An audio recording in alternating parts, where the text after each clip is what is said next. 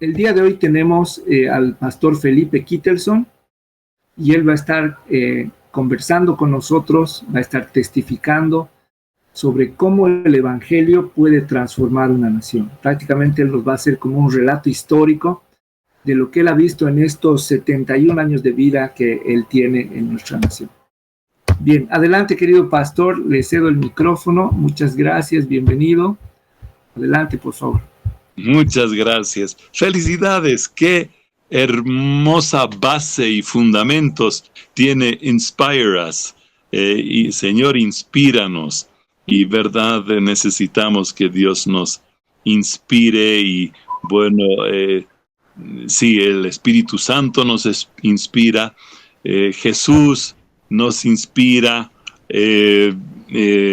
Ejemplos a través de la Biblia, ¿no? Hombres y mujeres de Dios que nos inspiran. Entonces, bueno, muchas felicidades por esta iniciativa. Una vez más, sí, mi nombre es Felipe Kittelson. Mi apellido es de origen noruego. 3 de mis abuelos tenían origen noruego y una alemana. Mis antepasados eran de la línea luterana. Y en los años 40 había en los Estados Unidos, especialmente por los estados de Minnesota, Iowa, Illinois, avivamiento entre las iglesias luteranas y otros estados también, ¿no? Pero más o menos en un lugar que se llama en inglés the Bible Belt, el cinturón de la Biblia, una zona donde ha impactado quizás más fuertemente que en otros lugares el evangelio. Y entonces mis papás han sido impactados por ese avivamiento en las iglesias luteranas, y mi mamá sintió el llamado de venir a Bolivia. Bueno, fue a través de una misión que se llamaba la Liga de Oración en Misión Mundial. La LOM, Liga de Oración en Misión Mundial. Y era una misión de congregaciones conservadoras luteranas. Entonces se dice que era una misión intersinodal, porque distintos sínodos luteranos se unieron bajo la Liga de Oración en Misión Mundial. Llegó primero mi mamá en 1949, enero, y mi papá en el 51, en el mes de septiembre de 1951, ambos con la misma misión, y se habían visto brevemente en los Estados Unidos, pero aquí en realidad se conocieron. Y en septiembre se conocieron, digamos, y se casaron en enero del 52. Se casaron en enero del 52 y yo nací en marzo del 53. Sí, 71 años ya me ha dado el Señor. Nací aquí en La Paz, soy el mayor de 4 hermanos. Mi hermano varón nació también aquí en La Paz, y mis 2 hermanas, da la casualidad que cuando visitaban los Estados Unidos mis papás, cada 4 años más o menos, para ver a las familias, a las iglesias, ahí nacieron mis hermanas, y gracias a Dios caminando con el Señor. Mi papá vivió hasta los 94 años, y mi mamá hasta casi los 92 años. Sirvieron aquí en Bolivia solamente, digamos, 25 años por la salud de mi mamá. Y luego, cuando volvieron a los Estados Unidos, entonces mi papá siguió pastoreando allí 18 años más antes, digamos, de retirarse ya por la edad del ministerio, así activo y pastoral. Entonces, quizás es un poquito de... soy casado ya va a ser 42 años. Mi esposa es Sara Cava Morales, y tenemos 3 hijos. El mayor lleva mi nombre, Felipe. El segundo es José Andrés, y el tercero lleva el nombre de mi papá, Odel. Y Felipe y Odel ya son casados. José Andrés, en Facebook está de Andrés, que lleva adelante un ministerio de misericordia que se llama MedFund. Él aún soltero a los 39 años. Eso es, tenemos 2 nietitas. Entonces, quizás tocando el tema del Evangelio que transforma naciones,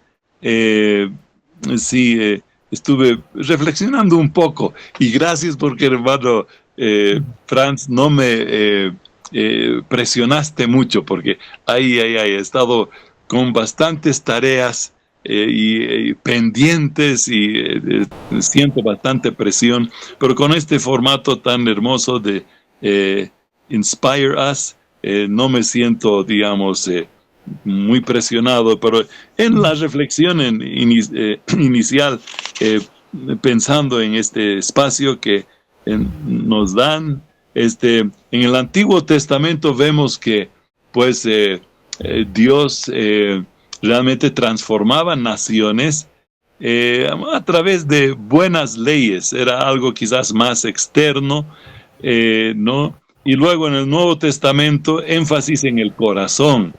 Y interesante el título del libro que me acabas de mostrar, hermano Franz, de los esposos Salcedo, algo de revolución, algo así, desde adentro.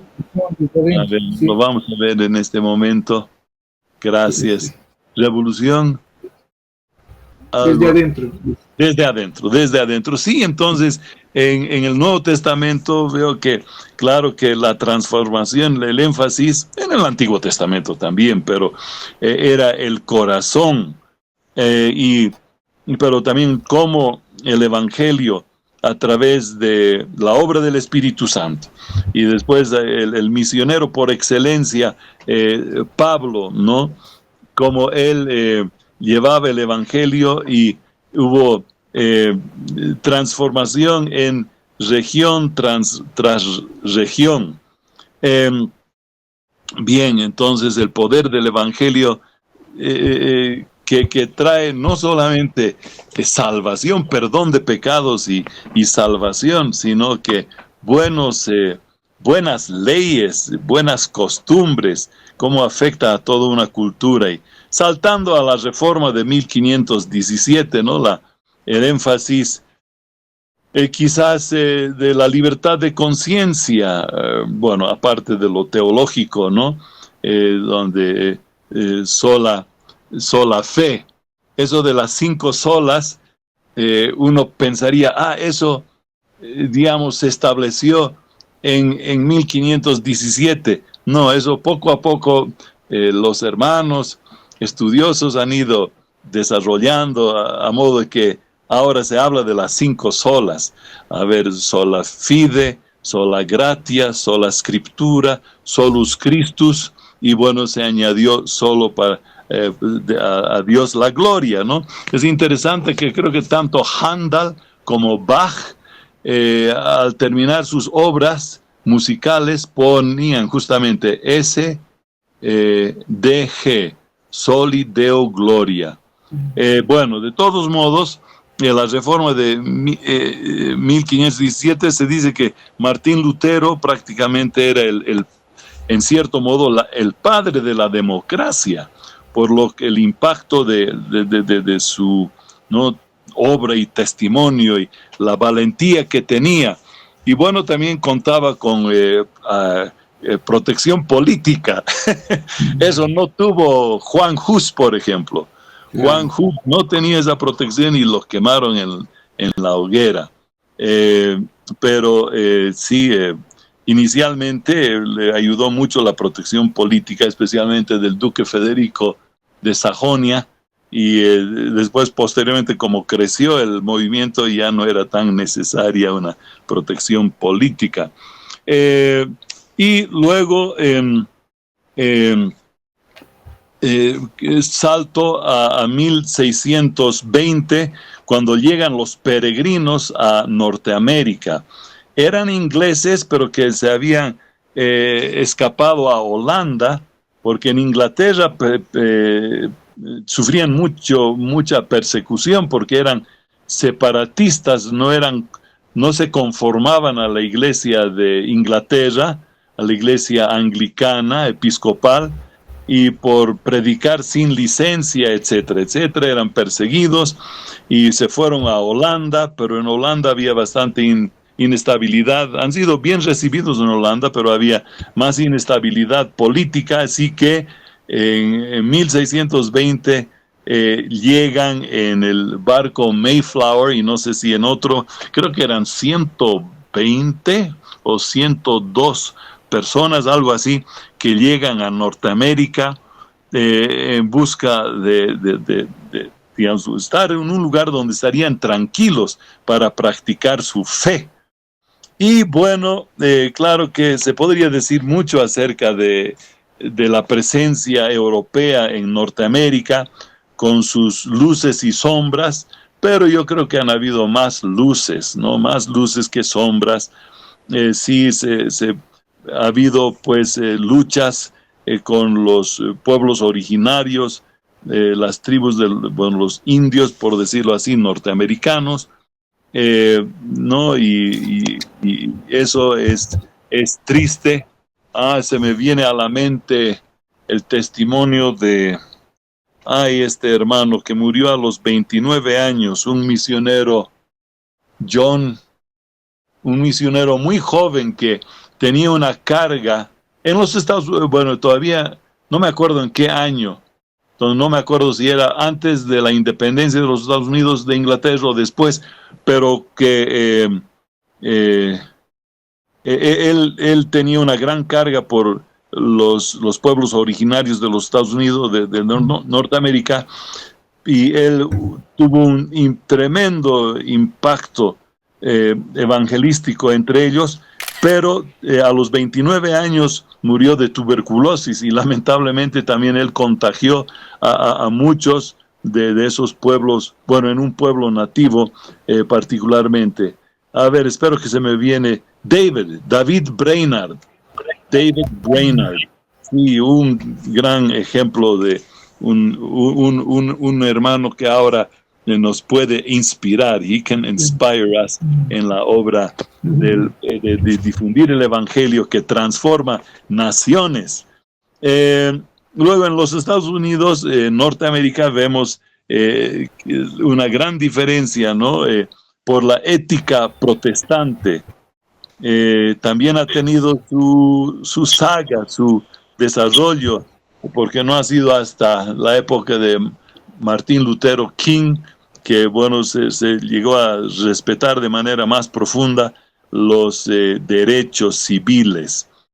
Pero vemos una gran diferencia entre Norteamérica y Sudamérica, ¿verdad? Del impacto del Evangelio, de la Biblia en Norteamérica y también en el norte europeo versus el sur de Europa. Bueno, en los años 1800 hubo un avivamiento en Gran Bretaña, creo que era en Escocia, y no sé cómo pronunciar como los ingleses o los británicos, pero en inglés sería The Keswick Group, el grupo Keswick. Y Keswick, yo creo que así lo acortan los británicos, Keswick. Era un grupo también como estos luteranos en Illinois, Iowa, Minnesota, que sintieron el anhelo de difundir el evangelio por todo el mundo, y ellos enviaron un grupo para hacer un viaje de reconocimiento por Sudamérica, porque ya había obra misionera en China, India, Asia, África, pero mandaron a Sudamérica un grupo de reconocimiento, y cuando su informe se llamaba el continente olvidado, más o menos, The Neglected Continent, ignorado, el continente que se había ignorado. Y en su informe se veía que en Bolivia y en Ecuador no había presencia permanente misionera. Y a consecuencia de ese informe, llegaron los primeros misioneros a Bolivia, digamos, y que se quedaron de manera permanente. Ambos en el año 1895. Yo creo que ya debe haber más luces para decir, bueno, ¿cuál era la primera denominación en establecer obra misionera permanente en Bolivia? Pero bueno, voy a empezar por la familia Paine, Guillermo Paine, él llegó con su familia, él era de los hermanos libres. Y ahí está el libro, La Gran Conquista. Exactamente, exactamente. Uy, este hermano muy valientemente se establece en Sucre, pero hubo persecución en Sucre, y entonces va a Cochabamba, y ahí también alquilaron un lugar para vivir con su familia. Él volvió en 1898 con su familia, si no me equivoco. Llegó por primera vez en 1895, pero con su familia en Cochabamba. Y sí, ahí tenían cultos, etcétera, pero la intolerancia religiosa fue tal que una turba entró a su casa, sacó la gente sacó sus muebles y quemaron sus muebles en la calle y casi lo linchan. Pero el prefecto Araníbar, no me acuerdo qué Araníbar, ahora la cancha de Cochabamba, la feria, ¿no?, de la cancha de Cochabamba, lleva el nombre de este Araníbar. Y él movilizó a la caballería, un destacamento de caballería que se llamaba Avaroa, dispersó la turba, salvó a la familia Payne y salieron, creo que se fueron a Santa Cruz y luego a la Argentina. Vuelve más o menos en el año 1924, creo, 28, a predicar y a apoyar a las iglesias de los hermanos libres en Santa Cruz, y ahí fallece Guillermo Payne de un infarto, y su tumba aún se encuentra en el cementerio general de Santa Cruz. El otro que llegó en 1895 era Archibaldo Ricky, de Canadá, un bautista, y él creo que no, bueno, vuelve a Canadá, se casa, vuelve con su esposa, y están ellos trabajando en Oruro. Su esposa difícilmente se acostumbró a la altura, y quién sabe que otras cosas, no sé, he leído, pero se me va en este momento. Pero lo que pasa es que también tuvieron un hijito y murió en Oruro, y eso causó que la señora tuviera una crisis nerviosa y volvió a Canadá y nunca más volvió. Pero el hermano Archibaldo Ricky perseveró, y ahora su contribución ha sido especialmente, bueno, empezando una escuela dominical y un colegio, y hasta el día de hoy el colegio Ricky de Oruro, de los hermanos bautistas, sí. Y el primer lugar donde hubo escuela dominical en Oruro, ahora es un inmueble que pertenece al Ejército de Salvación. Y visité hace muchos años y había una placa donde decía que aquí se había realizado la primera escuela dominical en Oruro. Pero bueno, aún antes de eso, hubo presencia evangélica en Bolivia. Allí por los años el año de la independencia, inclusive, a través de Lucas Matthews y otros que visitaron Bolivia. Luego, allí por el año 1860, esa década más o menos, llega un anglicano, Allen Gardiner, era mercante de la Marina inglesa, Allen Gardiner, que también luego dejó su carrera, su profesión, para dedicarse a misiones en Bolivia, y el presidente José Vallivian, le autorizó a él a trabajar entre los quechuas no católicos de los departamentos de Chuquisaca y Potosí. Le dio esa autorización y trabajó, y ahí se registran los primeros 4 convertidos a través de la obra evangélica. Yo personalmente creo que otros también han alcanzado la salvación a través de la predicación de la palabra de Dios de curas católicos. Yo personalmente creo que pienso, no me consta, pero pienso que Dios ha sido misericordioso y se ha revelado a través de la predicación del Evangelio, a través de curas católicos, ¿no? Pero a través de obra evangélica se habla en Sucre 4 personas se convirtieron al Evangelio mediante el ministerio de Allen Gardiner, y tenía su compañero de milicia, por decirlo así, era un español, otro anglicano, creo que su apellido era González, qué pena que no me acuerdo su nombre en este momento, pero luego, en un golpe, sale Balivián de la presidencia, entra un Eusebio Guilarte durante un periodo muy corto, y a través de otro golpe entra el general Velasco de presidente. Y el general Velasco les quita la autorización de evangelización en Bolivia. Entonces abandonan el país. Sí pasó por Bolivia por el año 1877, quizás 76, y no estoy seguro en la fecha. Pero José Monjardino pertenecía a la Sociedad Bíblica Británica y Extranjera, pero con asiento en Buenos Aires. Y él llegó a Bolivia con una recua de mulas, no sé cuántas mulas, pero llevando 1000 ejemplares de literatura cristiana, Biblias y otra literatura cristiana, y justamente fue a la región hasta Sucre, donde él agotó su stock. Y al estar volviendo con su recua de mulas hacia la Argentina, fue apedreado en Cotagaita. Él fue el primer mártir evangélico en Bolivia por intolerancia religiosa.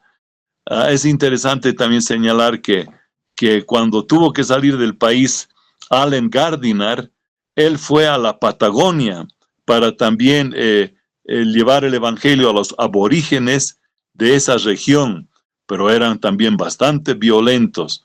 Y en una ocasión, en su embarcación tuvo que huir, y estaban navegando y se levantó una tormenta. Tuvieron que entrar a una bahía para refugiarse de la tormenta, pero en ese lugar no había agua fresca, no había agua dulce, ni comida. Y toda su tripulación, no sé cuántos eran, me imagino que unos 10, algo así es lo que me imagino. He leído la historia, pero no me acuerdo. Pero todos murieron de inanición. Y los hallaron poco después de que hubieran fallecido, y en lo que dejaron escrito cosas como agradeciendo a Dios por la vida, agradeciendo a Dios por la oportunidad que Dios les había dado para llevar el evangelio a esa región. Así terminó la vida de Allen Gardiner. Pero volviendo a José Monjardino, entonces, hará un mes o 2 meses atrás, que posiblemente hallaron la tumba de José Monjardino en Cotagaita, porque no permitieron que lo enterraran en el Campo Santo, porque era un hereje, ¿no? Según la Iglesia Católica de ese tiempo. Y luego me dicen que construyeron un camino por el lugar donde enterraron a José Monjardino, pero hay esa noticia de que posiblemente hayan encontrado sus restos. Y luego, para ya ir avanzando, después de la llegada de los hermanos libres y de los hermanos bautistas, llegan los hermanos metodistas y una misión religiosa extranjera tras otra. Y en cuanto a los metodistas, si ellos establecieron, creo que era en 1907, o era 1905, el Instituto Americano, ¿no? Y el Instituto Americano ha recibido ya 3 veces el Cóndor de los Andes. A los 50 años, a los 75 años, y no hace mucho, en el año 2007, a los 100 años, han recibido de Evo Morales también la tercera vez el Cóndor de los Andes. Y hablando de esas, porque estas cosas nos inspiran, ¿verdad? Otros hermanos e instituciones que han recibido el Cóndor de los Andes, está la Sociedad Bíblica Boliviana, un ícono del pueblo evangélico, Jaime Goitia, ha sido el motor tras la Sociedad Bíblica Boliviana, que antes de ser sociedad era Sociedades Bíblicas Bolivianas, porque habían varias sociedades que luego se unieron bajo la Sociedad Bíblica Boliviana. La Sociedad Bíblica recibió el Cóndor de los Andes. Radio La Cruz del Sur, fundada en diciembre de 1949, también recibió el Cóndor de los Andes. Un hermano metodista que pereció en el camino a Caranavi. Ay, ¿cómo se llamaba él? Ahorita se me viene. Pero él también recibió de manera póstuma el Cóndor de los Andes, porque él estableció el proyecto Heifer, trabajando con ganado, y eso ayudó a paliar las necesidades de muchas familias y comunidades en el altiplano, pero también valles y trópico de Bolivia, el proyecto Heifer. Y el gobierno de ese entonces le otorgó a él el Cóndor de los Andes también.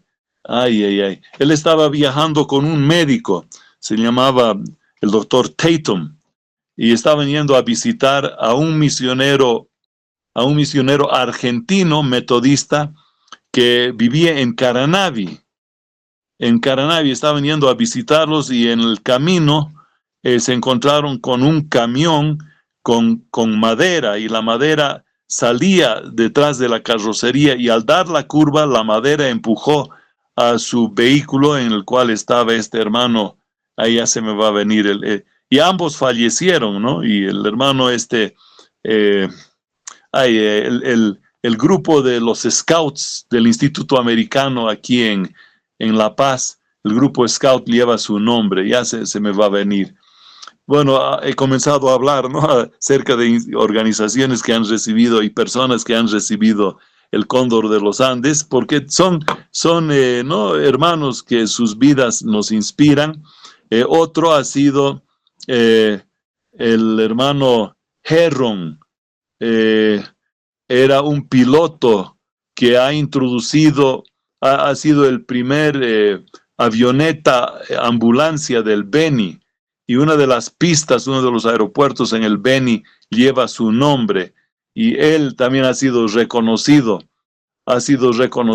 por su contribución a la aeronavegación, por decirlo así, en el Beni. Y lamentablemente una vez vino aquí a La Paz con su avioneta, y al volver hacia Cochabamba, cerca de, no me acuerdo qué mina, aquí en los Andes, Altos Andes, falleció en un accidente, pero él recibió. ¿Cómo fue? Él era misionero en el Beni, y su esposa, su primera esposa, murió al dar a luz a su hijo, y el hijo vivió, pero la esposa murió, y entonces él ha dicho, aquí se necesita avionetas para llevar a los enfermos a Cochabamba, a Santa Cruz. Así empezó aquello. Luego, otro hermano que recibió el Cóndor de los Andes ha sido el hermano Frank Beck. Frank Beck era el metodista, un misionero metodista, que llegó a Bolivia como profesor en el Instituto Americano. Pero dijo, aquí ya hay bastantes profesores, aquí en Bolivia se necesitan médicos. Volvió a Chicago y se recibió de médico. Era un hombre muy inteligente, y rápidamente se recibió de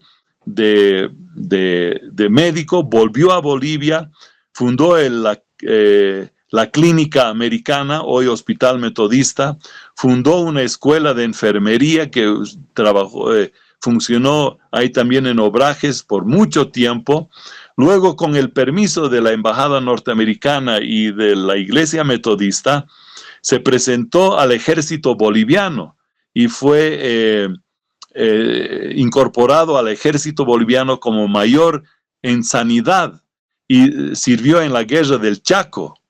Y allí también estableció como 2 o 3 hospitales, y sus aportes a la política pública en salud también le han merecido el Cóndor de los Andes, Frank Beck.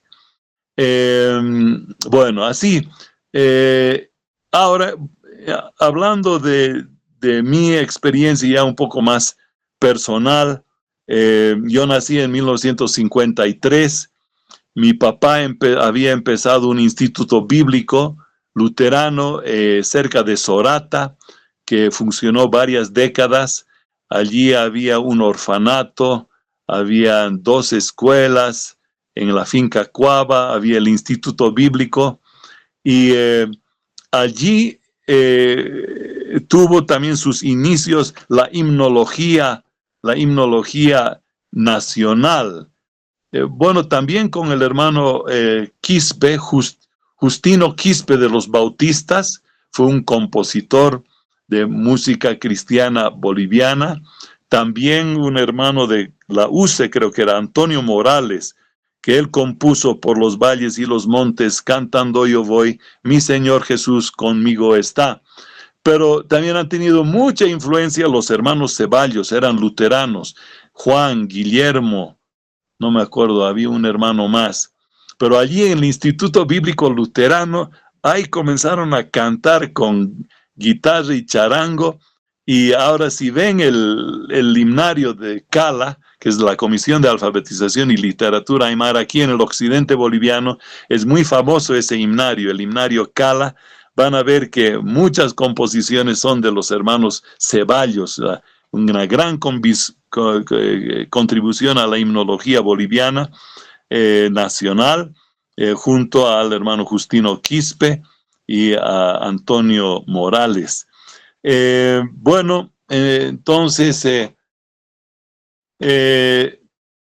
yo tuve la bendición de que me comisionaran en los Estados Unidos en una iglesia luterana como misionero a mis 20 años, porque la Radio Caranavi que había fundado mi papá, la segunda emisora evangélica del país, en 1969. La Cruz del Sur se fundó en el 49. 20 años más tarde, recién se funda la segunda emisora evangélica, y unos años más tarde, en Montero, se funda la tercera emisora evangélica en Montero, Radio Mensaje de los metodistas en Montero. Y bueno, llegado los años 80, 90, pues salieron como hongos las emisoras en FM, ¿no? Y bueno, se podría hablar también más acerca de la televisión. El primer canal de televisión evangélico ha sido de la UEB, de la Universidad Evangélica Boliviana. Fue la primera canal de televisión, y luego aquí de Eclesia, el canal 27, y otros canales ya en todo el país hay canales también. Y bueno, todo esto, ¿no?, contribuyendo a la transformación de la nación. Hablábamos antes del programa, querido hermano Franz, acerca del avivamiento del 72-73. En mi opinión, han habido 3 olas de avivamiento en Bolivia. Uno en los años 60, y ese fue un avivamiento planificado, se podría decir, y fue un esfuerzo evangelístico en toda América Latina. Se llamaba evangelismo a fondo, y hubo gran unidad entre las iglesias evangélicas. La campaña evangelística principal de evangelismo a fondo se llevó a cabo en el estadio Hernando Siles, aquí de Miraflores, antes de que, cuando solamente entraban, creo que eran 24,000 personas, algo así, que ahora ya es más, 48, algo así, creo, el estadio nuevo. Pero evangelismo a fondo. y hubo mucho crecimiento, especialmente en el área rural, en el occidente boliviano, claro, porque la mayor parte de la población eran del occidente. Hay cosas hermosas también, hermosas historias del evangelismo y cómo ha afectado el oriente boliviano. Sí, el oriente boliviano. Quizás para mencionar dos ejemplos que that inspire us, que nos inspiran, ¿no? Fueron los hermanos de nuevas tribus que entraron para tratar de apaciguar los ánimos entre los ayoreos y los del ferrocarril y los agricultores que estaban en esa región de Roboré y Santiago de Chiquitos, y 5 fueron muertos, así como más tarde, como 10 años más tarde, 5 misioneros también perecen en Ecuador, con los ahí tiene los Auca, pero después en realidad tienen otro nombre esa tribu. Y después otro hermano pierde la vida con 2 flechas en el pecho y 2 flechas en la espalda sobre el río Itenes, el Guaporé, en el norte boliviano. ¿Cómo se llamaba este hermano?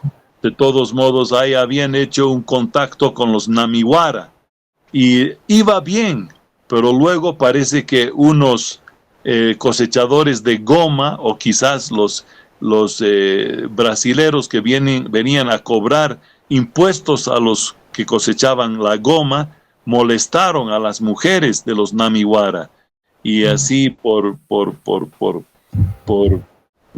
pensar que los de afuera los habían molestado, han matado a este hermano David Yarwood, y llegó la noticia de que hubo un muerto ahí en la playa, y lo encontraron con 2 flechas en el pecho y 2 flechas en la espalda. David Yarwood era soltero, y las familias, habían otras 2 familias que compartieron en llegar a los Namiwara con el evangelio, pero ellos habían retornado a Guayaramerín para comprar víveres, y él se hallaba solo cuando lo atacaron y lo mataron. Pero de todos modos, hablando de un poquito más acerca del oriente, ¿no? Pero en el occidente hubo el avivamiento de evangelismo a fondo en los años 60. Mucho crecimiento. Luego llega, sí, el 72 y 73. Y este avivamiento Dios usó a Julio César Ruibal en ese, ¿no? Concediéndole el don de la, que se llama, don de sanidad. Él vino a los pies del Señor Jesús a través del ministerio, si no me equivoco, de esta evangelista, se me fue el nombre ahorita. Catherine Kuhlman, exactamente, con raíces metodistas y bueno, otros también. Entonces él llega a Bolivia, Dios lo usa poderosamente, y aquí en Bolivia, y también ha sido hermoso que él tuvo apoyo político.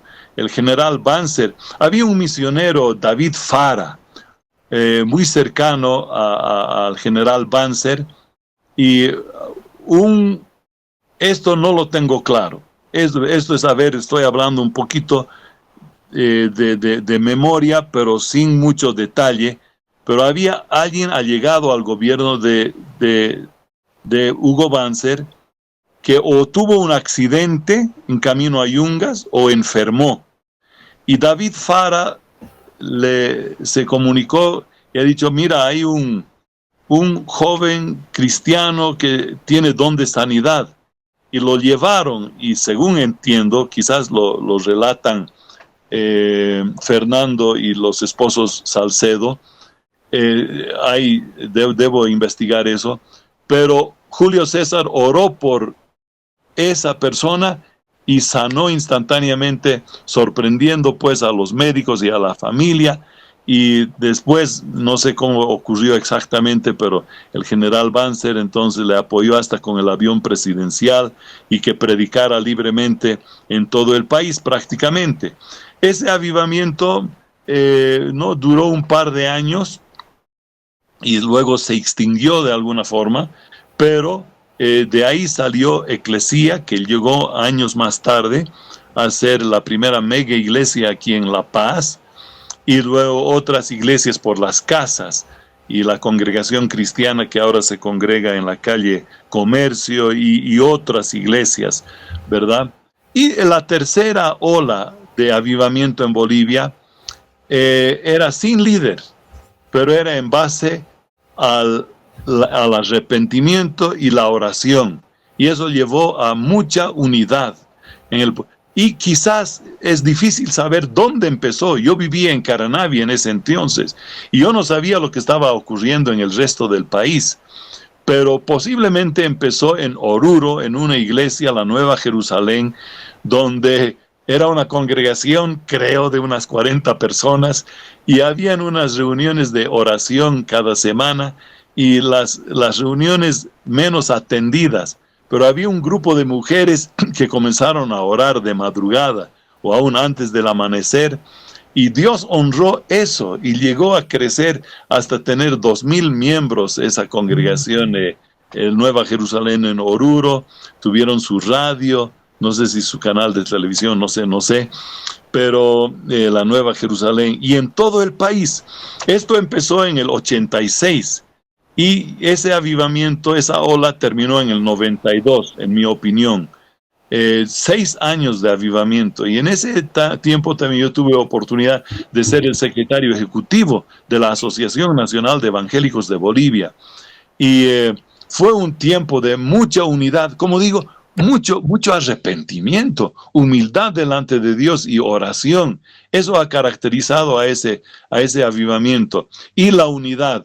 Pero una vez que se establecieron más fuertemente medios de comunicación y canales de televisión, llegó a haber rivalidad y quizás otros factores también que hicieron que se extinguiera ese avivamiento, quizás excepto, ya esto es en mi opinión, en Santa Cruz. En Santa Cruz siguió la unidad y se establecieron colegios evangélicos, la Universidad Evangélica y otras universidades cristianas. Aquí en La Paz también hubo la Universidad Unión Evangélica Boliviana, creo que se llamaba, de los hermanos presbiterianos, que funcionó durante varios años, pero luego también se cerró la Universidad Evangélica aquí en La Paz.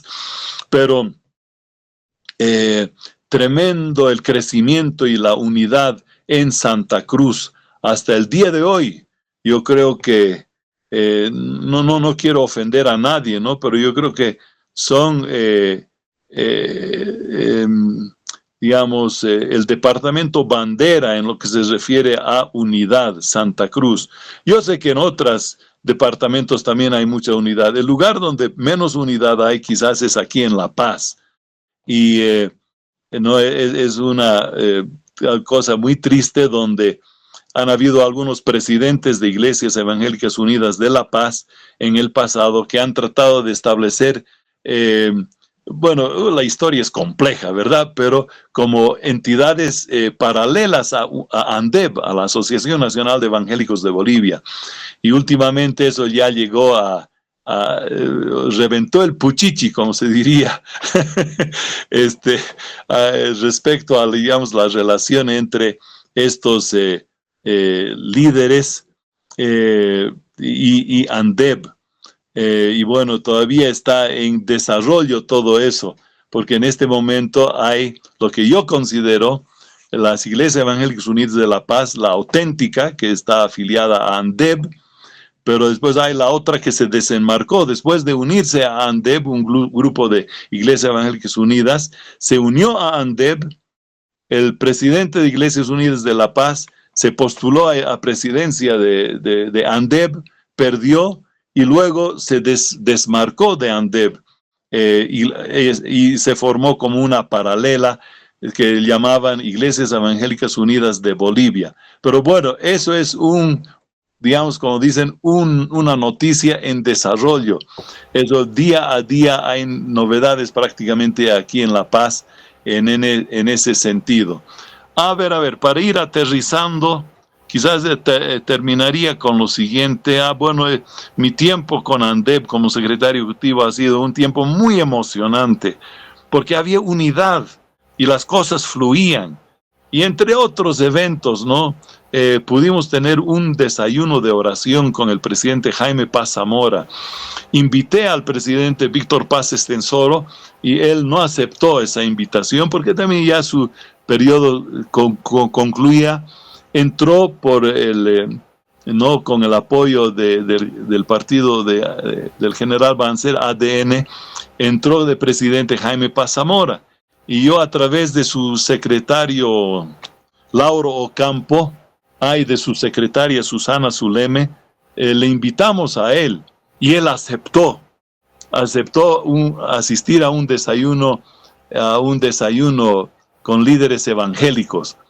Y bueno, a ver, algunos detalles voy a compartir, pero eran 200 representantes de distintos estamentos del Estado: ejecutivo, legislativo, judicial, fuerzas armadas, policía, y 200 invitados. Y 500 pastores, 700 personas estuvimos ahí en el Radisson de la avenida Arce, de aquí en la ciudad de La Paz. Y la noche antes del desayuno, que era el 31 de enero del 90, hace tantos años ya, ¿no? No hace mucho visité al presidente Jaime Paz Zamora en el Picacho. Él ya tiene 83 años y hemos recordado ese desayuno. De todos modos, en el mes de julio pasado. Pero de todos modos, la noche antes del desayuno, me llaman el viceministro de la presidencia, Lauro Ocampo, y me ha dicho: el monseñor Luis Sáenz de La Paz, el arzobispo de La Paz, ha dicho que el presidente no debe asistir a esa reunión evangélica, pero va a asistir, me dijo. Entonces, pero tenemos que hacer unos arreglos digamos, en la mesa principal, en la cabecera. Vamos a tener, de esta forma se van a sentar junto al presidente. Yo pude sentarme a un lado, el presidente de ANDEP al otro lado, y después distintos ministros así intercalados con líderes evangélicos, pero abajo en la parte, digamos, del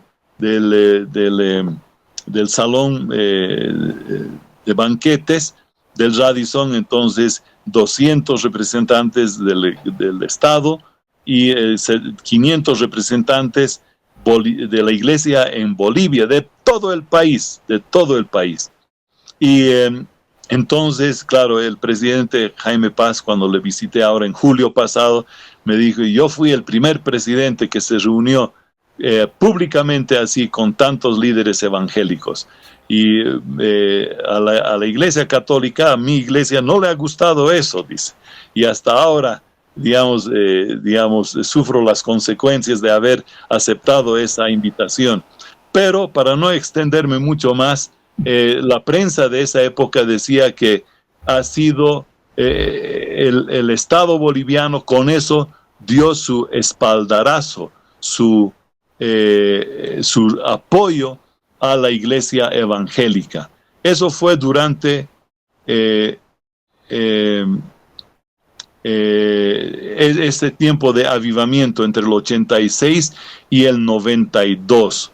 Pero la iglesia sigue creciendo, y permítanme terminar con esto, que ahora sí sigo haciendo viajes evangelísticos a lugares alejados. Eso siempre ha estado en mi corazón en todas mis décadas de servicio al Señor, lugares remotos. Entonces sigo visitando ahora. En un mes tenemos otro viaje a los ríos Mamoré y Siboro, a comunidades bastante alejadas, ¿verdad?, donde no hay mucho digamos, apoyo. Pero a esto me iba, que en todo el país se ha predicado el evangelio. Ya, quizás estoy exagerando, puede ser, pero yo creo que cada comunidad en todo el país ya ha escuchado el evangelio. Quisiera saber si alguien puede decir que en esta comunidad no se ha escuchado el evangelio. Yo creo que a través de la migración intercultural que ha habido en el país, a través de la obra de las iglesias con su fervor evangelístico, las radios, las televisiones, los canales de televisión.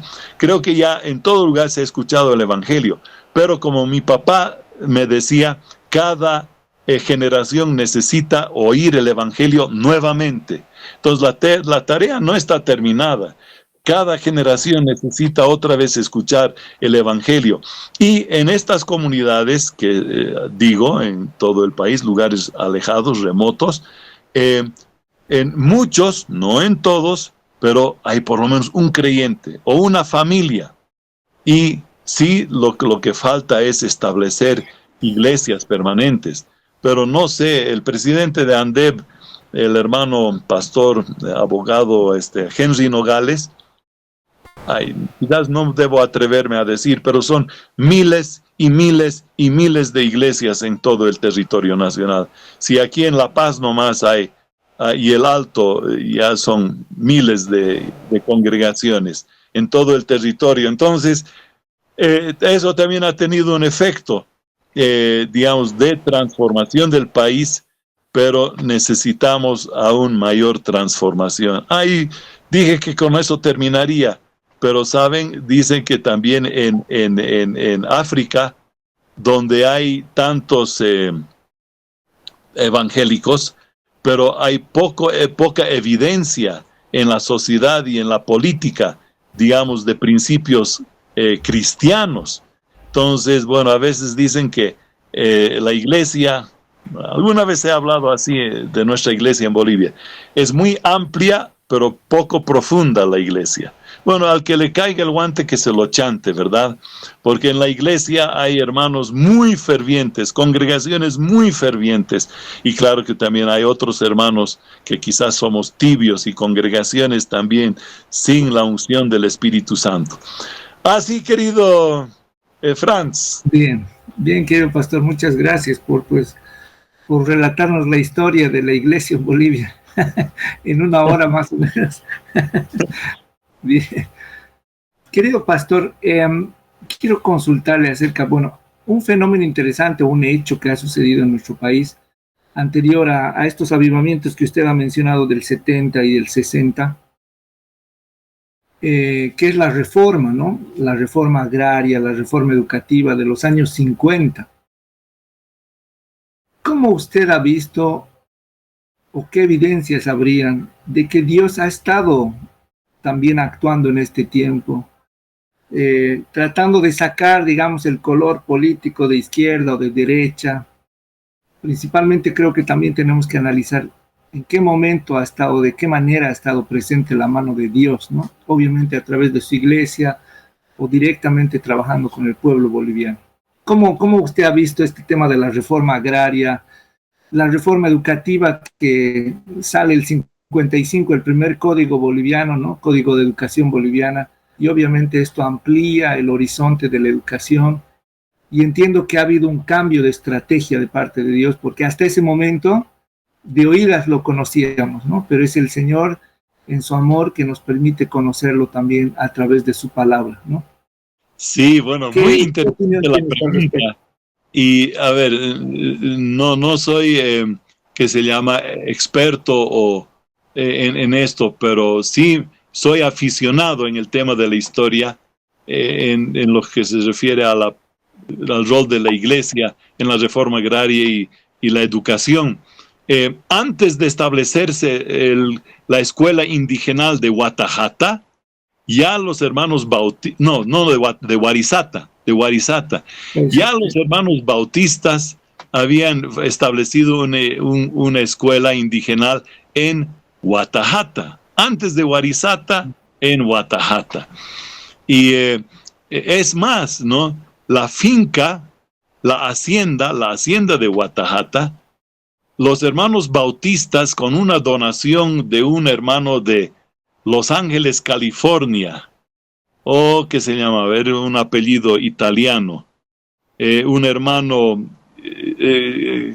ya se me va a venir, espero. De todos modos, con esa donación compraron los hermanos bautistas aquí en Bolivia, de la misión canadiense y de la Unión Bautista Boliviana, compraron Guatajata con los pongos más, con la gente que trabajaba ahí. No sé si eran 120, algo así, y han dicho, eso no puede ser que nosotros también tengamos como objetos a los pongos.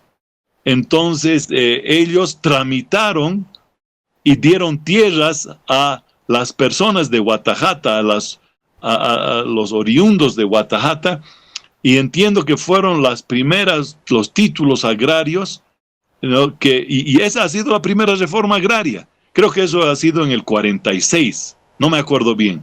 Pero si era en el 46 o 48, eran como 4 o 6 años antes de la reforma agraria, que ya los evangélicos, por conciencia y sabiduría cristiana, hicieron la primera pequeña mini reforma agraria allí en Guatajata. Chirioto se llamaba, Antonio Chirioto era el que proveyó los recursos para la compra de la hacienda Guatajata. Y una hermana que nació en Bolivia, Mari Jado. Sus papás eran misioneros en Bolivia. Y ella nació en Bolivia. Se fue a Canadá, yo creo, y se recibió de enfermera. Volvió a Bolivia hasta ancianita. Y ya teniendo cerca los 90 años, 80, 90, volvió a Guatajata. Yo me acuerdo, había un grupo de hermanos, no sé si tú estabas, querido Pastor Miguel, que contigo, me acuerdo con Ángel Guillén y otros del presbiterio, fuimos a Guatajata para saludarla en una de sus visitas, y ancianita la hermana Mari Jado, que es una persona muy... ¿Ya? Ajá, ahí en Guatajata. Sí, me acuerdo. Sí, mira, una figura, una ícono, así como Jaime Goitia y otros hermanos que han sido fieles y han dejado huella aquí en Bolivia. Mari Jado. Qué lindo, el Pastor Miguel Machaca. Y bueno, entonces eso en cuanto a la educación.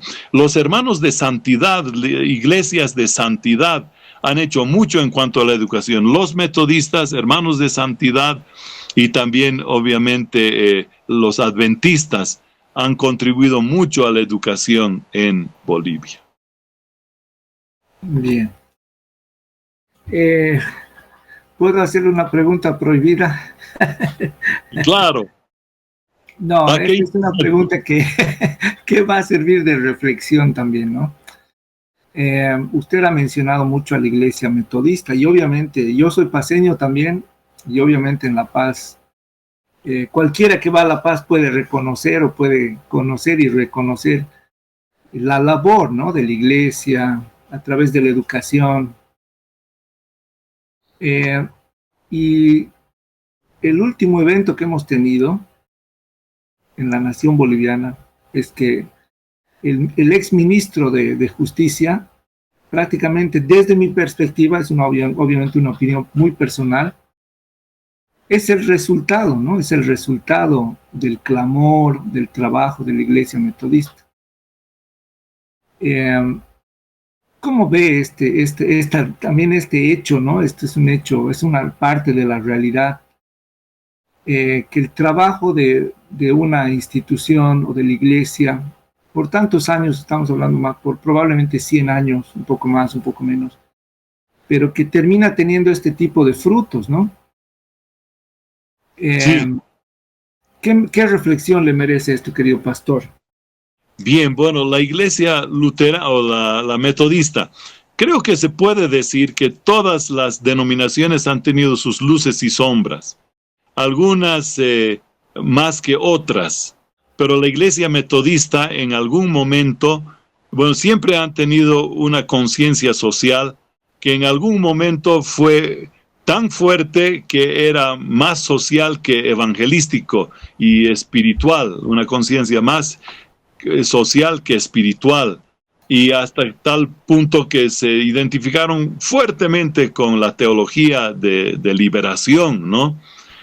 A tal punto que inclusive, esto es rumor, y lo menciono, este rumor, simplemente para saber si alguien sabe más al respecto, ¿ya? A ver si alguien sabe algo más al respecto. Pero llegó a mis oídos que daban descanso y recuperación a guerrilleros de Sendero Luminoso aquí en La Paz, los metodistas, ¿no? No sé, ¿ve? Es un rumor, pero a ver, sería interesante si alguien sabe si eso es cierto o no.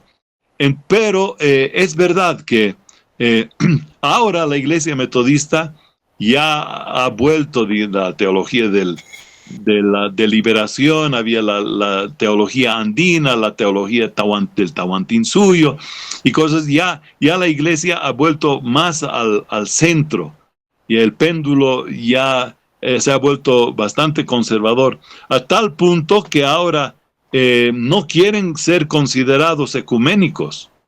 Sí, yo participo de un grupo que se llama el Diálogo Interreligioso Boliviano, donde hay judíos, musulmanes, bahá'í, chiitas, mormones, ¿qué más? Católicos, etcétera. Pero no es un grupo ecuménico per se, en que la idea no es orar juntos, aunque algunos quieren orar, no es adorar, hacer cultos o ceremonias juntos, no, es dialogar. Como yo digo, es mejor amar y dialogar que odiar y decapitar. Entonces, los metodistas, por ejemplo, a ciertos eventos, en el Día Internacional de la Paz, asistieron, pero no son miembros permanentes del Diálogo Interreligioso Boliviano. Ahora, la Iglesia Evangélica Metodista de Bolivia no es parte del Diálogo Interreligioso porque quieren cuidar su imagen de, digamos, de no ecumenismo. Y bueno, el colmo ha sido últimamente cuando el Papa Francisco ha dicho que las distintas religiones son como distintos idiomas. Esto ocurrió no hace mucho, hace un par de meses o 6 semanas atrás, y donde dijo que prácticamente daba a entender que todas las religiones llegan a Dios. Eso, se han rasgado las vestiduras, tanto los católicos como evangélicos, al escucharle al Papa Francisco decir eso. Y entonces los metodistas, entonces bueno, ahí salí por la tangente, querido Franz, pero sí, qué lindo es ver el fruto de la obra a través de décadas. Ahora yo no conocía mucho, me imagino que se está refiriendo al doctor Iván Lima. Sí, correcto. Sí, entonces, bueno, yo me hubiera encantado conocerlo más y estar en la política. No le conté, o quizás usted sabía que he sido alcalde también yo de Caranavi y concejal y alcalde de Caranavi. Y estar en la arena política es un desafío muy grande. Yo creo que uno puede ser sindicalista y cristiano. Uno puede ser político y cristiano a la misma vez, pero es muy difícil. Y realmente uno, digamos, en cierto sentido, no va a llegar lejos. Si uno es sindicalista y cristiano, te van a votar de la federación o de la confederación si uno quiere ser muy, muy fiel. Y también en mi caso, como persona, he cumplido con el Señor, con los que me han apoyado en la política, he cumplido, pero me faltaba apoyo, digamos, porque esto es, ya lo decían en chiste algunos en Caranavi, ¿no? Arriba, en mi oficina, arriba orando, abajo en el departamento de finanzas, robando.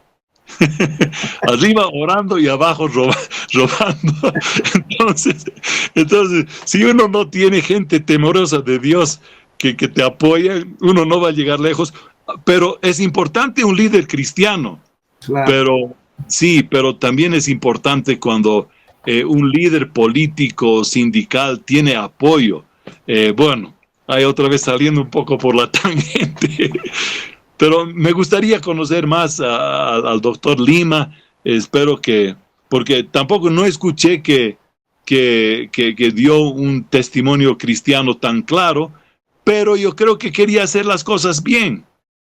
creo que, no, yo no sé, y quién sabe que otros políticos también, pero inspira confianza cuando hablan abiertamente de cosas, por ejemplo, de Jesús, para empezar, la vida, la familia, apoyo a Israel, por ejemplo. Eso requiere de mucho valor también. Eso. Claro. Bien, querido pastor, no, es bastante interesante y creo, como usted dice, estos espacios son necesarios, ¿no? Porque hay cosas que tenemos que conversar, obviamente en un espíritu sano, para poder cada vez acercarnos más a la verdad, porque interrogantes siempre vamos a tener y bastantes, pero es mejor tratar de buscar la verdad a quedarnos, ¿no?, en las interrogantes. Amén. Bien, querido pastor Felipe, o Phil quiero decir, Philip. Bueno, a mi hijo mayor le decimos Phil, pero a mí normalmente me dicen Felipe. En mi certificado de nacimiento soy Felipe, pero cuando mis papás me registraron en el consulado norteamericano aquí en La Paz, han puesto Philip. Entonces, bueno, tengo dos nombres oficiales. Bien. Ok, bien. Entonces, bueno, querido pastor, nos vamos a despedir. Esperamos tenerlo en una próxima ocasión. Pero queremos dar gracias a Dios, ¿no?, por su vida, y voy a orar. Permítame orar, ¿ok? Amén. Padre, queremos darte gracias por la vida de tu hijo. Y gracias por la vida de sus padres, Señor. Un día tú has puesto los ojos en sus papás. Has puesto los ojos en él. Has puesto los ojos en su esposa, en sus hijos, Señor amado. Te agradecemos por esta familia, por estas familias generacionales, Señor. Te agradecemos, Señor, porque nos dejas un ejemplo. Esta es tu herencia, Señor. Esta es tu herencia, tus hijos que vienen, Señor amado, que están en diferentes lugares, pero tienen amor, por tu amor, a expresarnos su amor a gente de este lugar, Señor. ¿Por qué no podríamos amarnos entre los bolivianos? ¿Por qué no podríamos amar a nuestros hermanos que vienen de otras naciones y poder declarar que somos uno en ti, Señor? Gracias por estas muestras de amor. Gracias por esta historia que viene de ti, una historia providencial, una historia redentora, pero también una historia proyectiva, Señor, que nos muestras con estos elementos cómo tiene que ser nuestro futuro, Señor, como iglesia, como hijos tuyos. Bendecimos la vida de nuestro pastor Felipe. Gracias por las personas que han asistido el día de hoy. Ponemos delante de ti las personas que van a ver esta grabación, Señor amado, y sé tú hablando, ministrando, inspirando a tus hijos, Señor, para que también seamos parte de tu historia y de la historia de cada hermano boliviano. Amén.